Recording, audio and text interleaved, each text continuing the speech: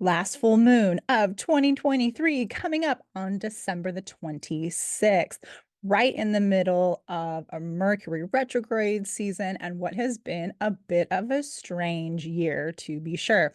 So, what does this full moon mean for you? Let's take a look at it and let's talk about it. Hi, I'm Nikki from Illuminated Movement Astrology. Can't even say my own channel name. That's how crazy this Mercury retrograde has got me. I'm here to talk to you about this full moon.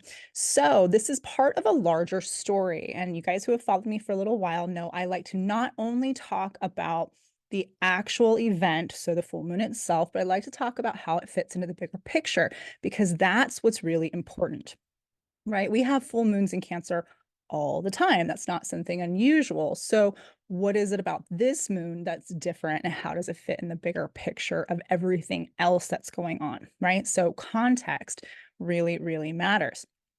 Now, as I mentioned before, we've got Mercury in retrograde, moving from the sign of Capricorn into the sign of Sagittarius.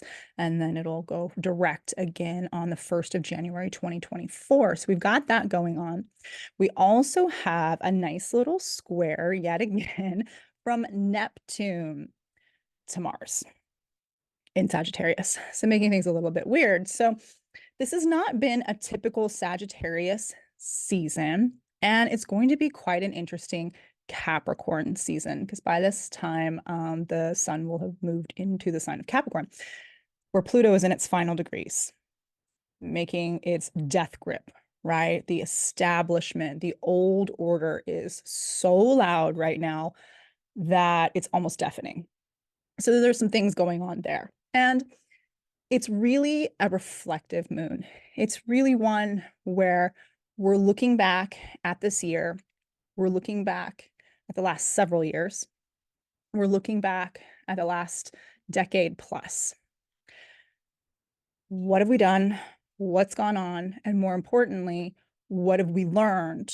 What do we want to build so that we can move forward? So pull up the chart. Let's take a look at it and let's talk about it some more in detail. All right, the chart for this full moon in Cancer on December the 26th, 2023, happening at 4:30 in the afternoon Pacific Standard Time. So adjust for your time zone. This may be closer to the 27th, depending on where you live in the world. Happening at 4 degrees of Capricorn and Cancer. So if you have anything in the cardinal signs, which just as a reminder, those are Aries, Cancer, Libra, and Capricorn between about 0 to 8 degrees, you may be feeling this full moon a little bit more. So full moon in the sky. If we went outside and we were able to see this, maybe around sunset, if that's available to you, again, depending on where you are in the world, you would see that the sun would be setting along the horizon on one side and the moon would be rising on the other side. So you can actually see this out in the world, which is pretty amazing and beautiful to witness for those of you who are getting into astrology or into looking at the sky. I highly encourage you to look at the moon more often. It's pretty amazing. But anyway, we have the moon in her home sign. So this is where the moon naturally lives, in the sign of Cancer. So she's really comfortable here. She knows pretty much exactly what to expect and what to do, right? She doesn't have to essentially go to another person's house, right? She's chilling in her own house, opposing the sun in Capricorn. So Capricorn, a few degrees in, we just had the winter solstice about 4 or 5 days prior to this, where we reach this season where we're doing planning, right? Capricorn is pragmatic. Capricorn is about tradition. It's about doing things for the long haul. Mercury retrograde is making it so fun to talk. Doing things for the long haul that endure, that create a legacy, that can potentially impact people that come after, whether that's children, whether that's proteges, whatever that happens to be, students, things like that, because ruled by Saturn, Saturn is, of course, a mentor, a teacher planet, not the warm, fuzzy necessarily teacher planet, but a teacher nonetheless. So we've got that energy here. We had Mercury about a week prior in Capricorn, and it moved back. So Mercury's in retrograde. On this particular chart, the red numbers here indicate that they're retrograde. Okay, this one, I don't have the RX symbols pulled up for this. So just know if it's red, it's retrograde. Okay, the R to the R. So we've got Mercury that was there and is now moving back. So Mercury essentially went to Capricorn, right, into this planning phase, paused, stopped, turned around and said, uh-oh, I'm going to go back and I've got to redo some things. I got to look at some things. I've got to, in a sense, do a progress report before he turns back direct and goes through Capricorn fully. So what does that mean, right? We had that starting of Capricorn. We had that starting of planning, of building, of being grounded, kind of cutting to the chase, right? Capricorn really, they get a reputation for being austere, and that's not necessarily wrong, but it's just, it doesn't need frills. It doesn't need parades and pomp and circumstance like Leo or something like that. It's ready to just slim things down because it's got a journey to climb, right? If you think about the sea goat, the idea is that the sea goat can come all the way from the depths of the sea and ascend the highest mountain. And you're not going to do that easily if you've got a lot of unnecessary stuff, right? You need the essentials. And it's really important to pack the right essentials. And so essentially with Mercury going retrograde through these signs, it's asking us to go back to Sagittarius. All right, we're not quite ready to ascend this mountain just yet. We missed some things. Let's go back and figure out what it was we missed, what we need to take a look at. Is our plan solid? So Sagittarius, right? That big optimistic sign that's ready for adventure, that's so carefree and so joyful and so gregarious, right? Just loves to go and do things and really likes to learn and explore. We need to go back and take a look at some of that energy. So this is a great time to learn something that you'll need to take forward into that Capricorn journey. And what a better way to do it than with the moon, right? The moon in Cancer, so reflective, full of memories, full of sometimes romanticizing the past, but looking at the past, looking at our roots, looking at family, looking at where we've come from, right? And it's the full moon, it's the brightness, it's the illumination. So really looking at where we've come from over this past year. How have we changed? How have we grown? What do we want to take with us on our journey next year in 2024? And what do we need to leave behind? What skills do we need? What kind of spring in our step might we need to take with us? We need to look at all those things. And also, the moon here is so beautiful in the sense that it's also asking us to cherish what we have, right? Cherish the things that make us feel comfortable, that make us feel nurtured, that make us feel protected and safe, that really fills our emotional cup, right? All the way up to the brim.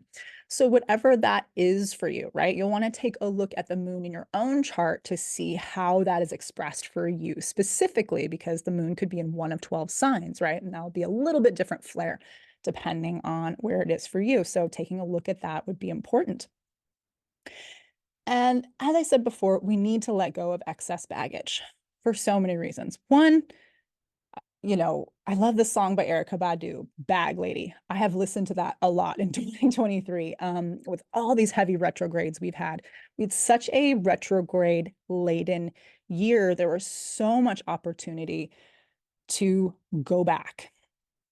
And why would we need so much time and opportunity to go back and to relook at things? Well, partly because of our friend Pluto, 29 degrees of Capricorn. So Pluto has been in Capricorn since 2008, right?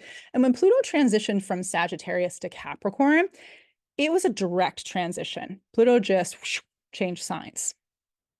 And it was kind of overnight, we had some things go on with our governments and structures, and particularly in the United States, the housing market collapse.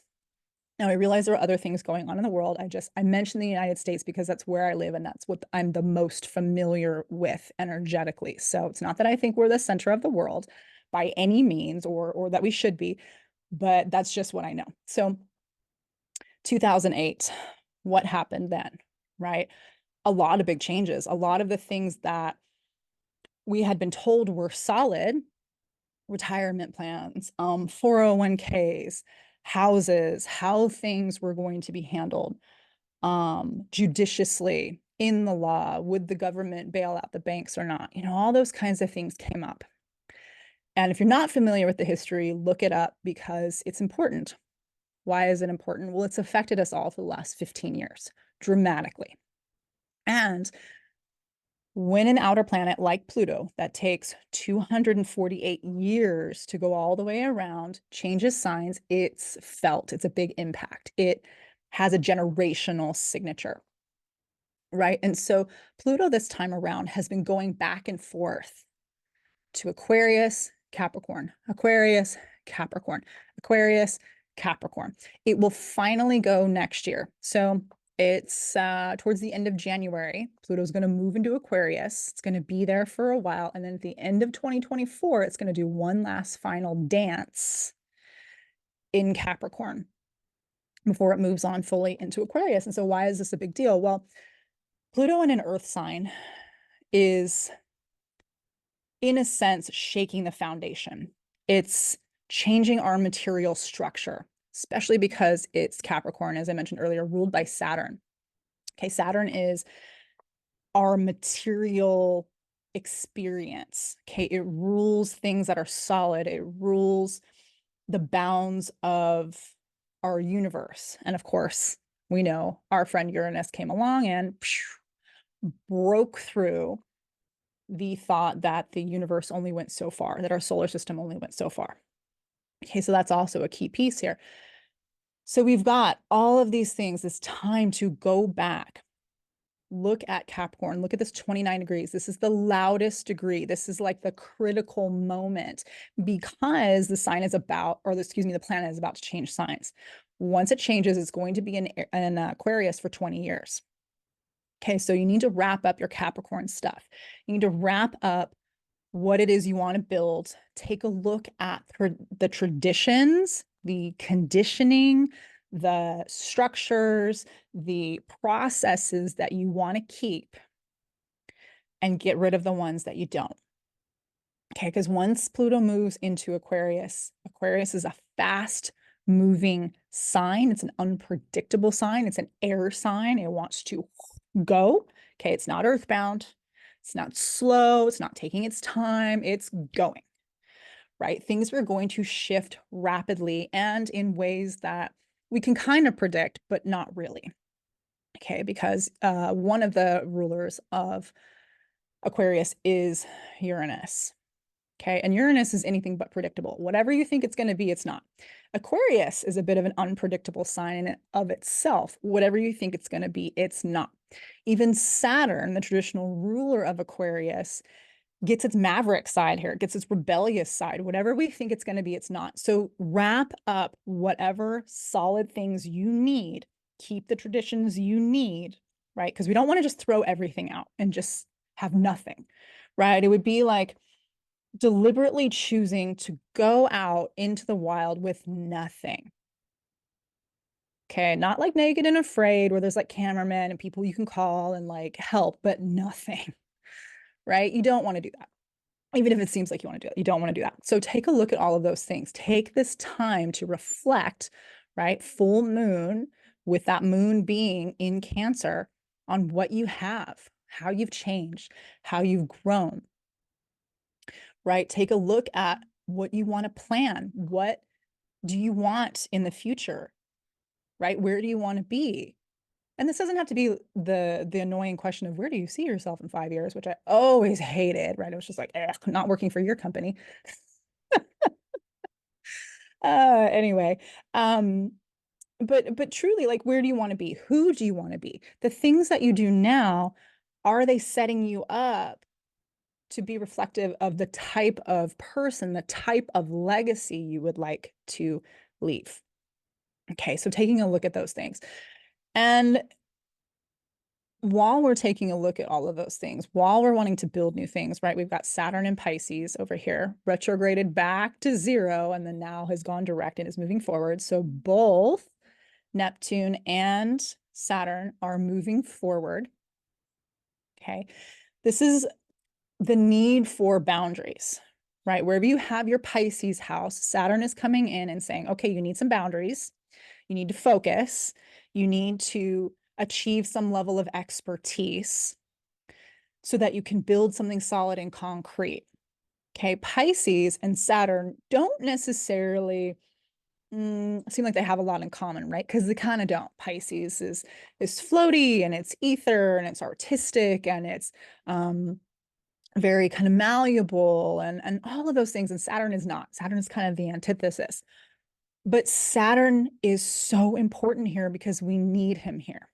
Okay, we need Saturn to teach us psychic boundaries big time. Okay. And I've talked about this in other videos, but psychic boundaries in the sense of we are bombarded by other people's energies right now, whether it's through social media or the news or propaganda or just socializing in general. We are really being hit with a lot of energy. And if you take this a step further, we look at the energetics of the earth itself as a living being, right? The veil between the worlds is thinner right now. The veil between the invisible realm, which would be Pisces, and the material realm, which would be Saturn, it's thinner. We are able to interact with it a little bit more. And depending on your level of consciousness, this can be something that is easier for you to navigate, easier for you to understand what types of energies you're actually interacting with, or it can be a really difficult time.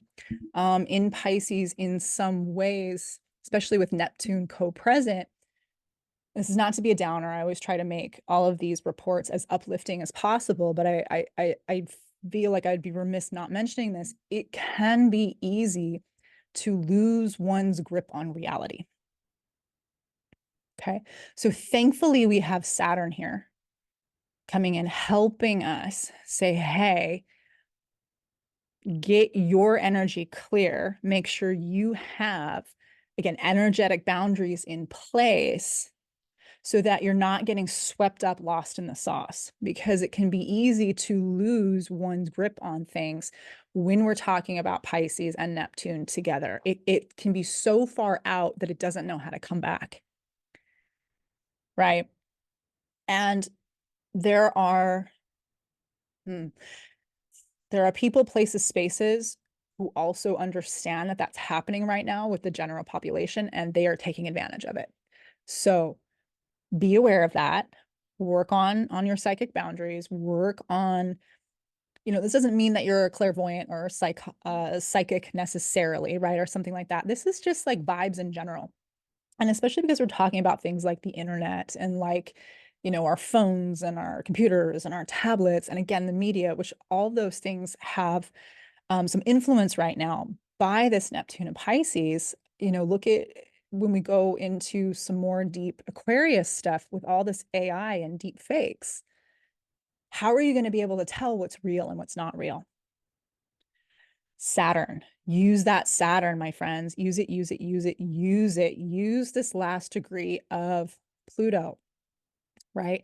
Get your stuff grounded, get it together, get yourself mature, right? Make sure that whatever it is that you're maturing has some wisdom. You're gonna need it, right? And we've got the sun moving through here right now. It's a great, great, great opportunity to shed light, to shine light on those energies. And again, reflect on where we've been.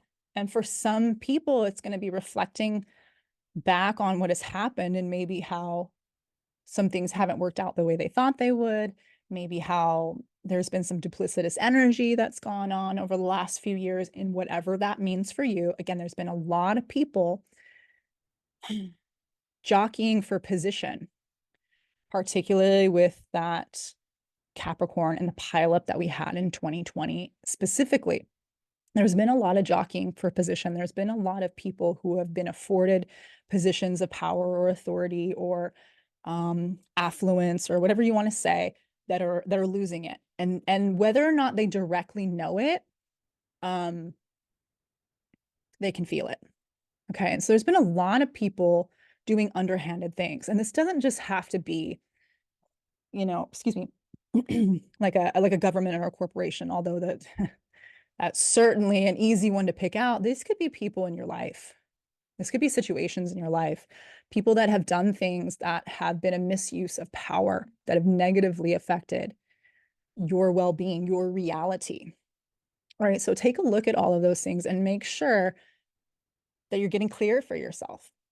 And then also take time to celebrate, what you have done well, how much you have grown, what you have built, the places and spaces where you have become wiser, maybe a version 2.0, 3.0, 25.0, wherever it is, over these last year, 2 years, 3 years, 15 years, whatever it is. Take a look at those things and celebrate them too, because they're really important. So where do I want to go from here? Let me clear out my drawings because I've got a lot here. All right. So going back to our sun friend, our moon friend.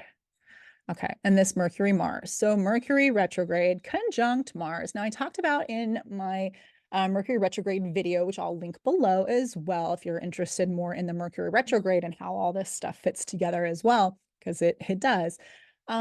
Mercury Mars. Mars is hot. Mars is fiery. Mars is passionate. Mars is drive. Okay, so all of those things are really, really great. If we have a healthy expressing Mars, Mars can also be where we defend, right? Where we take up the sword on behalf of someone or something that maybe can't defend itself. And that's very, very similar to Cancer energy, right? Cancer, the crab, Cancer with its big claws, right? It encircles and envelops. It's got an exoskeleton, right? To protect its soft insides, soft, juicy, vulnerable insides. So Mars and the moon here in Cancer actually have quite a bit in common, even though they're not making a direct aspect. They have a lot in common around defending things that are defenseless. And so that can be a great thing. Now, where it gets a little challenging is being overly sensitive, which Cancer and moon can be. It can be overly sensitive. It can be overly vulnerable, overly exposed sometimes if it hasn't figured out how to use its shell properly. And so that could be something that's a little challenging on this moon. Mars potentially has the ability to inflame, sitting next to Mercury, our minds, our words, right? What we're thinking, what we're saying. That's a possibility. And especially with the holidays and the end of the year and all the stresses that are happening for so many people in so many parts of the world, whether it's happening within their, family unit directly or their neighborhood, or maybe it's at their job, maybe it's, loved ones that they have in another part of the world that's enduring migration crisis or war or economic collapse or whatever else is going on. It's hard. That's hard. And Mars, Mercury may make it easier to kind of want to lash out, right? And I've said this before that in no way am I advocating for verbal assault or verbal abuse, but sometimes we do need to have a bit of what may seem like, or maybe actually is, an argument to clear the air, to be able to mend things, to be able to cut and move away from something, to be able to find resolution. So sometimes that does need to happen. And again, I'm not advocating for going around and just, well, I heard the astrology says I can just be a jerk with my words. No, you did not hear that. Okay, which I'm sure most people don't think that, but yeah, I never know. So Not advocating for that. Be kind, be sensitive, be aware, but also there may be for some of you a need to maybe defend a position or to cut yourself off from something that is no longer serving you. So that's a possibility. And then we've got some aspects here with the sun and the moon talking to Uranus and Jupiter. So we'll start with Jupiter. Jupiter ruling over, right? Jupiter is in charge of Sagittarius, so it's in charge of this Mercury-Mars conjunction. Okay, so Jupiter in Taurus, retrograde still. It won't go direct for a little bit longer, but it's slowing down. It's starting to get ready to go direct again. So Jupiter not really necessarily able to have its full expression because it's retrograde. It's also in revising mode. It's also in progress report mode, right? And in Taurus, it has to do with things like our worth, our value, or the things that we find valuable or worthy. It has to do with our resources, our security, our physical experience also, and our physical body, right? So there's some things here that could be happening. Perhaps we feel a little bit more able to find value, right? We've got this nice little trine here with the sun. Trines are easy flowing energy. Okay, they're just kind of like, yeah, I got you, whatever, let's go, right? We ride at dawn, let's go. So we've got an easier energy here with Jupiter and the sun, and we've got a sextile, which is also an easier flowing energy with the moon. So it may be easier to see your own self-worth and value in a heated argument situation. And maybe you don't need to engage with it. Maybe you already just know. You're like, you know what? I'm worth more than this. Old me would have stood here and taken the insults or, felt like I couldn't stand up for myself. And now I know better. So that's a possibility. It could be also that what are they showing me? Sorry, they're showing me something, but I can't quite. I'm getting some images of something, but I can't quite figure out what exactly they want me to say about it. So I'll wait and see if I get some more on it. But yeah, maybe it's a position. Maybe it's a position for some of you in a family situation or a work situation where it's like, you know what, I've done enough. And I know what's valuable to me now. I know, with Uranus here, Uranus has been in Taurus since 2018, literally shaking the earth. We've had two big earth shakers in Pluto transforming, right, our Capricorn, and this Uranus shaking up two of our earth signs. So it's not been easy times since 2018 for certain.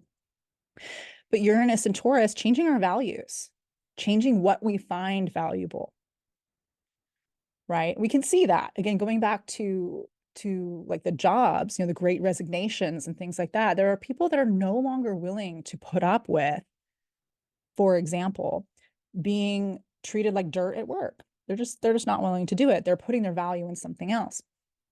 There are people who are, no longer willing to eat foods that are genetically modified or covered in chemicals that we know cause some serious health problems. They're not willing to do that anymore. So, maybe it's the growing your own food or changing the way you source things. There are people who do not want to buy things from a big source like an Amazon, for example, or a Target or a Walmart, things like that. They want to do more local.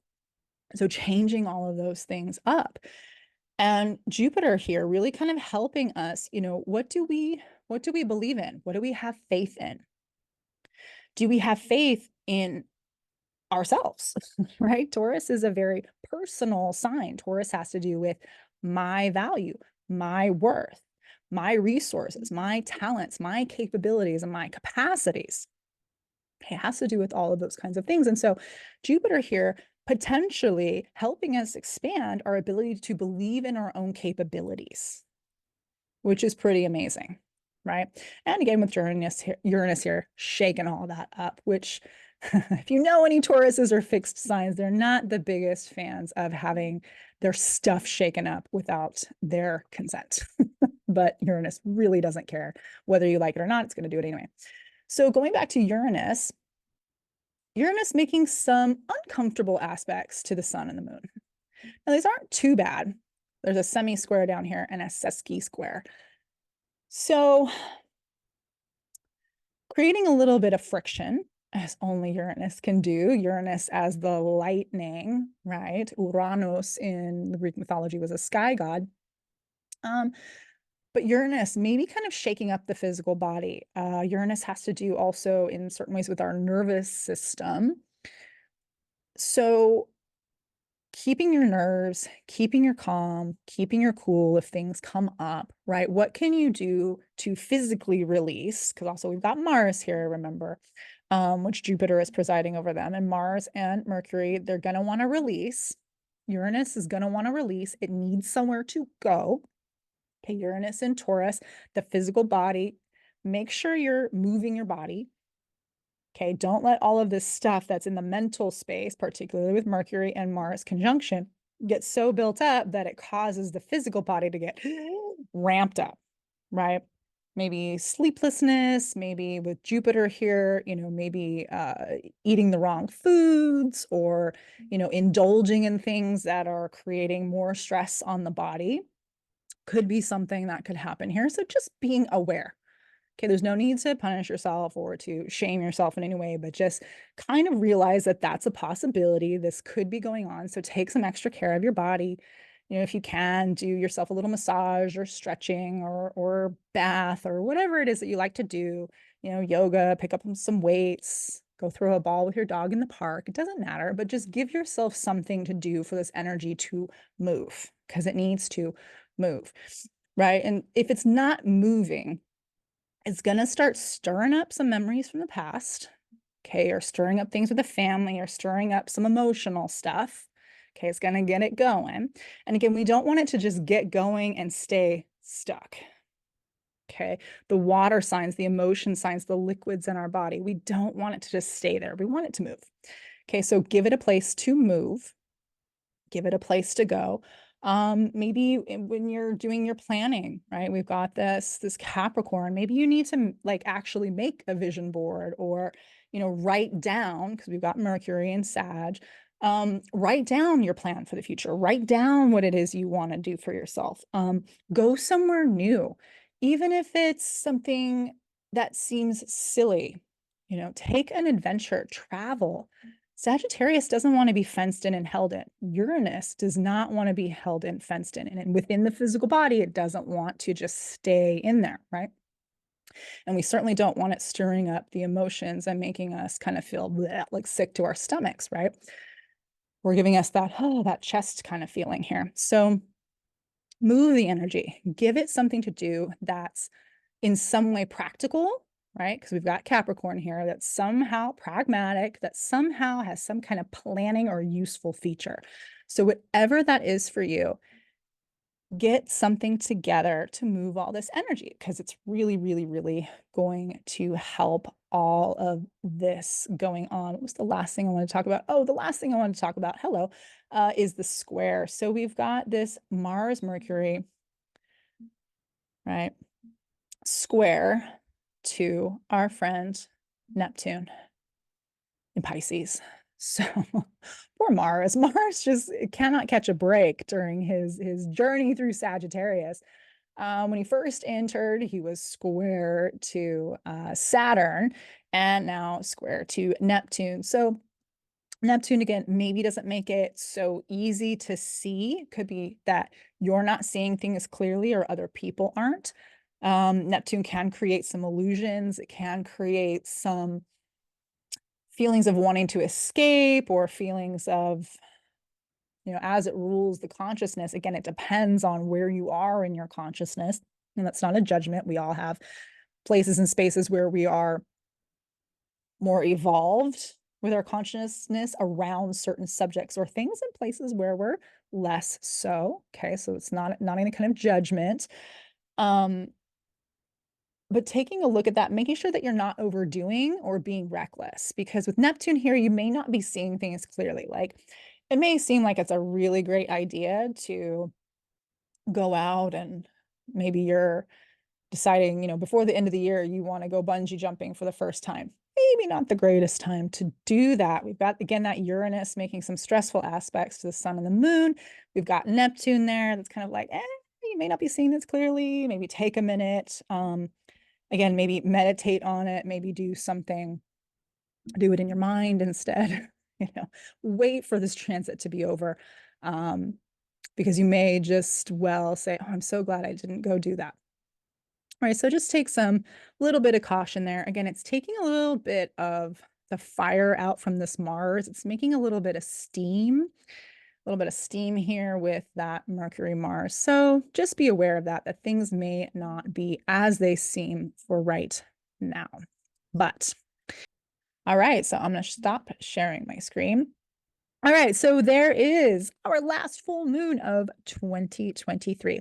I hope you found that valuable. I hope that makes sense to you and that you have had a wonderful holiday season. If you're interested in the Mercury retrograde and also that new moon that happened in Sagittarius, I will link both of those below.